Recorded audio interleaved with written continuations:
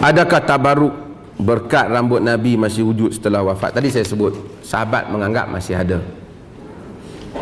Mereka bertabaruk dengan rambut Nabi itu. Tabaruk ni maksud, tabaruk ni bukan rambut tu keluar power, tak. Macam ni, kita anggap Nabi ni Allah limpahkan kepada dia keberkatan, kurniaan. Maka apa yang terbabit dengan Nabi, kuku Nabi, rambut Nabi ada keberkatan, maksudnya hasil daripada kurniaan Tuhan tu, limpahan tu. Jadi ada sahabat yang memang suka dia pegang rambut Nabi, dia letak di pipi mereka.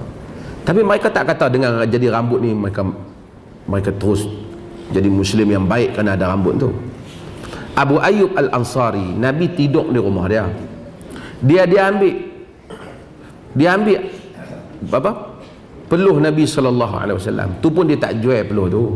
Bulan botol bagi orang tak ada.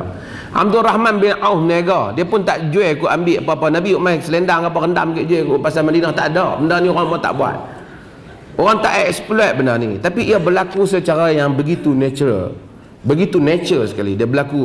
Mereka jumpa Nabi dan benda tu hatta Abu Ayyub Al-Ansari, kita tengok kubur dia dekat sempadan Turki. Nabi tidur di rumah dia, Nabi jadi tetamu dia. Nabi duduk di tingkat atas, dia duduk tingkat bawah. Nabi duduk tingkat atas, Nabi duduk tingkat bawah. Dia minta Nabi duduk tingkat atas. Kadang-kadang air tumpah tingkat atas. Dia kata dia takut menitik kena Nabi tingkat bawah. Dia lekatkan semua baju-baju pakaian mereka, takut ganggu Nabi yang sedang tidur di bawah.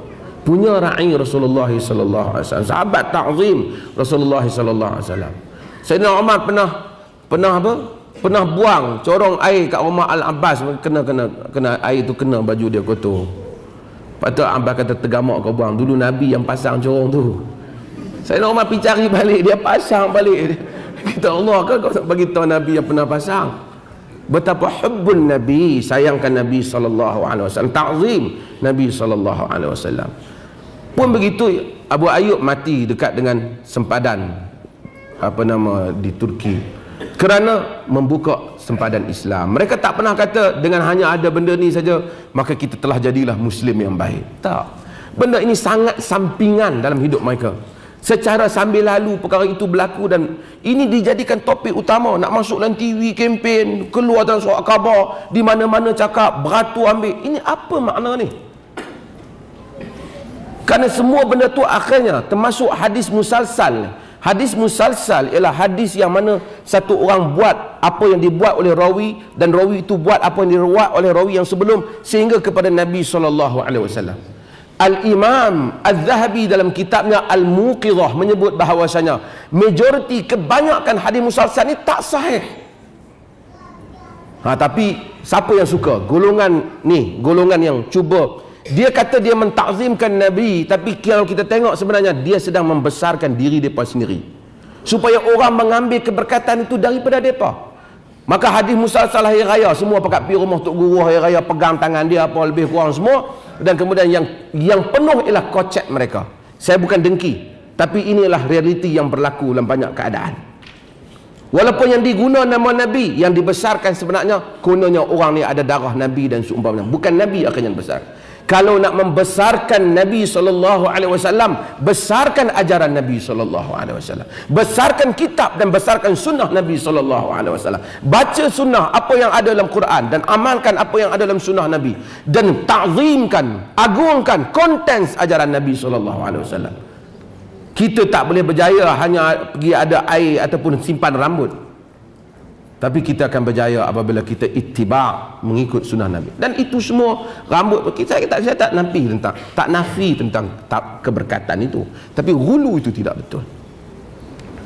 Macam hadis musalsal bin Mustafa dulu saya sebut, hadis itu tak sahih. Man safahani dakhala jannah, man safahani